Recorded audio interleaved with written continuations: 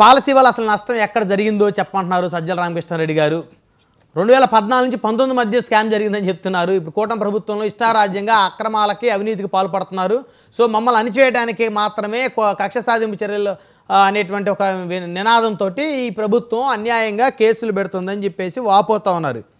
So మీపై వ్యతిరేకత బయటపడుతుందన్న కారణంగానే ప్రతిపక్ష పార్టీ నాయకులకు నోటీసులు ఇస్తున్నారు.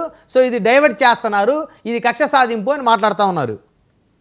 నాకు అర్థం కాని విషయం ఏంటి బ్రహ్మనాయుడు గారు, ఇప్పుడు దాకా సజ్జల రామకృష్ణారెడ్డి గారికి ఎన్ని నోటీసులు ఇచ్చి ఉంటారో పోలీసులు నాకు తెలియదు. ఇంకా ఆ లెక్క ఆయనే చెప్పాలి. కూటమి ప్రభుత్వం వచ్చిన ఏడాది కాలంలో నాకు ఇన్ని నోటీసులు ఇచ్చారని ఎక్కడా కూడా సజ్జల రామకృష్ణారెడ్డి గారు మెన్షన్ చేయలేదు. అంటే ఆయనకి ఒక్క నోటీస్ కూడా వెళ్ళలేదేమో, అందుకు ఫీల్ అవుతున్నాడేమో. అసలు అన్నిటికీ నేనే కదా మూల కారణం. ఆ రోజు ముఖ్యమంత్రి కంటే ఎక్కువ హడావిడి చేసింది నేనే కదా.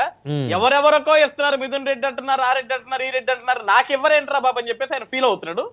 అతి త్వరలో అతనికి కూడా వెళ్ళొచ్చు నోటీసులు, అతను చేసిన తప్పులకి అతను కూడా జైలుకి వెళ్ళొచ్చేమో. ఆయన తప్పులు చేశాడా సజ్జల రామకృష్ణారెడ్డి గారు? ఆయన మంత్రి కాదు కదా, ఆయన శాసనసభ్యుడు కాదు కదా. కాదు బ్రహ్మనాయుడు గారు, ఆ రోజు మంత్రుల పనులు మంత్రులు ఎప్పుడు చేశారు బ్రహ్మనాయుడు గారు? మంత్రుల కంటే ఎక్కువ పనులు నేనే చేసింది. ఏ శాఖకి సంబంధించి ప్రెస్ మీట్ అయినా సరే మంత్రి కంటే ముందు వచ్చి నేనే చెప్తాడు, ఏం మాట్లాడాలో కూడా నేనే చెప్తాడు. అంత తెలివిగలవాడైనా. ఇలా ఏమంటారు, 2014 నుంచి 2019 వరకు మద్యం కుంభకోణం జరిగింది, మద్యం స్కామ్ జరిగింది, దాని మీద చంద్రబాబు నాయుడు గారు బెయిల్ మీద బయటకు వచ్చారు అన్నారు. Very good.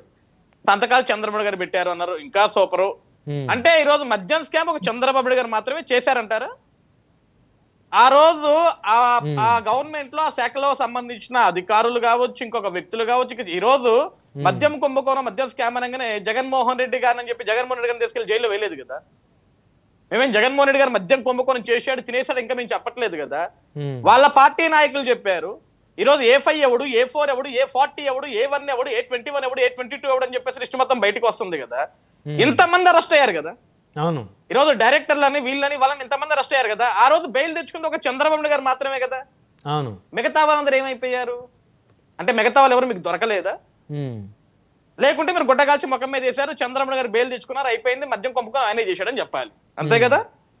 ఈ రోజు ప్రూవ్ చేయాలంటే 100 ఉంటాయి కదా. మీరు ఎంతసేపటికి చంద్రబాబు నాయుడు గారు ఆ రోజు సీఎం గా ఉన్నప్పుడు మధ్య కుంభకోణం జరిగింది అంటున్నారు, మిగతా వాళ్ళు ఎక్కడా?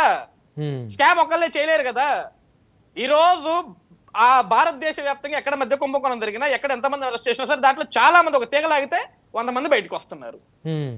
ఆ రోజు మీరు అన్నట్టు వాస్తవం అయితే ఆ రోజు బెయిల్ మీద వచ్చింది ఒక వ్యక్తే కదా. అవును, మరి మిగతా అధికారులంతా సంతకం పెట్టింది చంద్రబాబు గారు, బానే ఉంది. ఆ సంతకం పెట్టడానికి ఆ ఫైల్ మోసిన వ్యక్తి ఎవరు, ఆ ఫైల్ తీసుకొచ్చిన వ్యక్తి ఎవరు, వీళ్ళందరూ ఏమైపోయారు? వీళ్ళందరూ కూడా ఉండాలి కదా, వీళ్ళందరూ కూడా కనపడాలి కదా. అవును. సో వాళ్ళు ఏంటంటే జగన్మోహన్ రెడ్డి గారు 2019లో ముఖ్యమంత్రి అయిన తర్వాత నువ్వు స్కిల్ స్కామ్ లో అరెస్ట్ చేసావు. ఇప్పుడు చివరిలో ఎన్నికలు వస్తున్న మూమెంట్ లో స్కిల్ స్కామ్ లో అరెస్ట్ చేసావు. నీకు 2014 నుంచి 2019 మద్యం కుంభకోణం జరిగిందని నీకు మొదటి రోజే తెలుసు ముఖ్యమంత్రి అయిన తర్వాత. వచ్చిన తర్వాత సరే ఒక దాని మీద బెయిల్కి వచ్చాడు, నువ్వు సుప్రీం కోర్టుకు పో, ఈడీని పెట్టి విచారణ చేయించాల్సింది గవర్నమెంట్ నీదే కదా. ఆంధ్రప్రదేశ్ రాష్ట్రంలో 1,000 కోట్ల రూపాయల మద్యం స్కామ్ జరిగింది, దీనివల్ల ప్రజలు ఇది కోల్పోయారు, డబ్బులు రాష్ట్రానికి రావాల్సిన డబ్బులు టీడీపీ వాళ్ళ జోబుల్లోకి వెళ్ళిపోయాయని జగన్మోహన్ రెడ్డి గారు అనుకుంటే ఆ రోజు ఈడీ విచారణ జరిపించాల్సింది, సిబిఐ విచారణ జరిపించాల్సింది కదా. ఎందుకు జరిపించలేకపోయారు? దీనికి జగన్మోహన్ రెడ్డి గారు కానీ సజ్జల రామకృష్ణారెడ్డి గారు కానీ ఇక ఎవరు చెప్తా సమాధానం చెప్పినా మాకు హ్యాపీయే. ఈ రోజు మా మీద వ్యతిరేకత వస్తుంది కాబట్టి డైవర్ట్ చేయడానికి ఇవన్నీ చేస్తున్నామని సజ్జల రామకృష్ణారెడ్డి గారు చెప్తున్నారు. మా మీద ఏం వ్యతిరేకత వచ్చిందండి? ఈ రోజు మా మీద వ్యతిరేకత వస్తే మీరు చూపించాలి కదా. ఈ రోజు సోదరులు రమేష్ గారు ఉన్నారు, కారుమంచి రమేష్ గారు, ప్రతి దగ్గర బెల్ట్ షాపులు ఉన్నాయి, లిక్కర్ షాపులు నడుస్తున్నాయి, బెల్ట్ షాపులు రాత్రి 1 గంట దాకా నడుస్తున్నాయి అంటున్నారు. బ్రహ్మనాయుడు గారు, నేను ఒక తెలుగుదేశం పార్టీ కార్యకర్తగా 2019 నుంచి 2024 వరకు ఆంధ్రప్రదేశ్ రాష్ట్రంలో జరుగుతున్న ప్రతి ఒక్క రాజకాన్ని సోషల్ మీడియా వేదికగా నేను నేరుగా ప్రతి ప్లేస్ కి, రోడ్లు బాగోకపోతే రోడ్ల దగ్గరికి, చివరికి మద్యం దుకాణాల్లో డిజిటల్ పేమెంట్ లేకపోతే డిజిటల్ పేమెంట్ లేదని చూపించడానికి నేరుగా అన్నిటి దగ్గరికి వెళ్ళాం. ఇంకొక విషయం ఏంటంటే, భూమన కరుణాకర్ రెడ్డి గారు వాళ్ళ అబ్బాయి అభినయ్ రెడ్డి గారు ఇటీవల కాలంలో ఒక 2 నెలల క్రితం అనుకుంటా, 4 నెలలు అవుతుందా, ఎర్లీ మార్నింగ్ 4-5 ఆ టైంలో ఆయన ఒక ఫోన్ పట్టుకొని వీడియో తీసుకుంటా కూడా వెళ్ళారు. అదైతే రమేష్ గారు, నేను ఇప్పుడు దాన్ని భూమన అభినయ్ రెడ్డి చేయలేదని నేను చెప్పట్లే. రమేష్ గారు, నేను అడుగుతున్నాను కదా, వాళ్ళు చేశారని. కాంగ్రెస్ పార్టీ వాళ్ళు సోషల్ మీడియాని మీరు ఫాలో అయితే, రమేష్ గారు ఎవరు సోషల్ మీడియాని వాళ్ళే ఫాలో అవుతారు, ఒకరు సోషల్ మీడియాని ఇంకొకరు ఫాలో కాదు.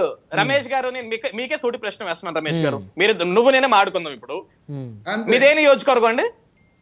గోపాలపురం నియోజకవర్గం. గోపాలపురం నియోజకవర్గంలో మీరు ఇప్పుడు దాకా ఎన్ని మద్యం బెల్ట్ షాపుల దగ్గరికి వెళ్ళారండి? ఆ వీడియోలు ఎక్కడ ఉన్నాయి? నా దగ్గరే ఉన్నాయి. ఓకే ఒకసారి పెట్టండి. బ్రహ్మనాయుడు గారు వాటిని ప్లే చేయండి ప్లీజ్. బ్రహ్మనాయుడు గారు పెట్టండి. నేను బ్రహ్మనాయుడు గారు గతంలో కూడా మీకు పంపించాను. ఇప్పుడు పెట్టండి సార్. గతంలో ఎందుకు ఇప్పుడు పెట్టండి? సరే నెక్స్ట్ ఇంకో డిబేట్ లో పెడతారు. ఇప్పుడు సడన్ గా అవి ఎక్కడో ఫైల్స్ ఎక్కడో సేవ్ చేసుకుని ఉంటారు. సడన్ గా తీసి పెట్టడానికి కష్టం. నెక్స్ట్ టైం వచ్చినప్పుడు మనం రమేష్ గారు నెక్స్ట్ టైం మీరు డిస్కషన్ కి వచ్చేటప్పుడు ఇప్పుడు మీరు ఏం చేస్తారంటే మద్యం దుకాణాలు కానీ లేకపోతే బెల్ట్ షాపులు అర్ధరాత్రి వరకు తెల్లవారుజామున వరకు ఎక్కడ మీ నియోజకవర్గంలో ఉన్నాయో అవన్నీ కూడా మీరు విత్ టైం తో సహా వాటిని రికార్డ్ చేస్తే ఖచ్చితంగా వాటి మీద మనం క్వశ్చన్ చేద్దాం. నేనేమంటున్నాను బ్రహ్మనాయుడు గారు, ఈ రోజు 11 మంది ఎమ్మెల్యేలు ఉన్నారు వైఎస్ఆర్సీపీ పార్టీకి. ప్రతిపక్ష స్థానం లేకపోయి ఉండొచ్చు కానీ 11 మంది ఎమ్మెల్యేలు ఉన్నారు. ఈ 11 మంది ఎమ్మెల్యేలలో ఆ 11 నియోజకవర్గాల్లో మా దగ్గర ఇంత అవినీతి జరుగుతుంది, ఇంత అక్రమాలు చేస్తున్నారు, ఇంత మైనింగ్ చేస్తున్నారు, ఇంత దోచుకుంటున్నారు, ఈ రోజు వరకు ఒక ఎమ్మెల్యే గారు కూడా చూపించలేకపోయారు. చివరికి పులివెందుల ఎమ్మెల్యే అయిన జగన్మోహన్ రెడ్డి గారితో సహా. ఎందుకంటే ఈరోజు బెల్ట్ షాపులు నడిపిన అంటే ఆయన వెళ్ళడం కష్టంగా సార్, ఆయన వెళ్ళలేడు కదా పులివెందుల నియోజకవర్గం తిరగలేడు కదా. బ్రహ్మనాయుడు గారు ఆయన కూడా ఒక శాసనసభ్యుడు. అవును ఖచ్చితంగా ఆయన కూడా ఒక శాసనసభ్యుడు, మాజీ ముఖ్యమంత్రి ప్లస్ ఒక శాసనసభ్యుడు. నేనేమంటున్నాను, రెండు హోదాలు ఉన్నాయి. రమేష్ గారు ఒక్క నిమిషం ఆగండి. రమేష్ గారు మాట్లాడుకురాగండి. రమేష్ గారు మీరు మాట్లాడిపోయి ఇన్వాల్వ్ అవ్వాలి, వినండి, రాసుకోండి. అడుగుదాం రమేష్ గారు, మీ బదులు నేను అడుగుతున్నాను వారిని ప్రశ్నలు. బ్రహ్మనాయుడు గారు నేనేమంటున్నాను, జగన్మోహన్ రెడ్డి గారు కూడా ఓకే వినండి. నేనేమన్నా బ్రహ్మనాయుడు గారు, జగన్మోహన్ రెడ్డి గారు కూడా ఒక శాసనసభ్యులు పులివెందుల నియోజకవర్గానికి. ఈ రోజు వీళ్ళు ఏదైతే అన్నారో రాష్ట్ర వ్యాప్తంగా అక్రమ మైనింగ్ జరుగుతుంది, ఇసుక దోలేస్తున్నారు, మట్టి తవ్వేస్తున్నారు, కొండలు తవ్వేస్తున్నారు, మద్యం అక్రమంగా అమ్ముతున్నారు అన్నప్పుడు ఈ రాష్ట్రంలో 175 నియోజకవర్గాల్లో పులివెందుల కూడా ఒక నియోజకవర్గమే. అవును, అట్లీస్ట్ మాజీ ముఖ్యమంత్రి వర్యులు పులివెందుల శాసనసభ్యులైన జగన్మోహన్ రెడ్డి గారి ఇలాకాలో ఈ అవినీతి అంతా జరిగితే జగన్మోహన్ రెడ్డి గారు వెళ్ళి చూపించక్కర్లా. ఎవరో ఒక ఇన్ఛార్జ్ ఉంటారు కదా అక్కడ, ఆయన కింద ఉంటారు కదా, అవును, ఆయనకు సంబంధించిన వ్యక్తులు. ఈ రోజు వరకు ఎందుకు అక్కడ ఎవరో ఒకరు బయటకు చూపించాలి కదా.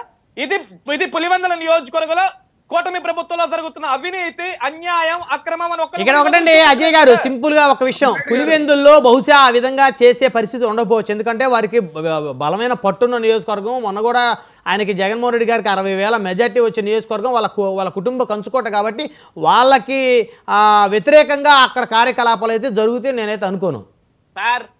ఇప్పుడు అధికారం ఉన్నప్పుడు అన్ని నియోజకవర్గాలు జరుగుతాయండి. ఓకే, మీరే అన్నారు కదా అసలు పులివెందులో జగన్మోహన్ రెడ్డి గారు ఉండనప్పుడు అక్కడికి వెళ్ళి అవినీతి చేయడానికి పెద్ద విషయం ఏంటి సార్? నాకు అర్థం కావట్లేదు. ఆయన ఉండడు కదా అక్కడ. ఆయన లేకపోయినా ఆయనకి బలమైన అనుచరులు ఆయనకి ఎంత మంది ఉన్నారు సార్? ఇప్పుడు వైసీపీలు ఏమంటారు, అధికారం మీది, పోలీసు వాళ్ళు మీ వాళ్ళు, పవర్ మీది, ఏదన్నా మీరు చేయగలరు అన్నప్పుడు పులివెందులో మేము చేయగలం కదా.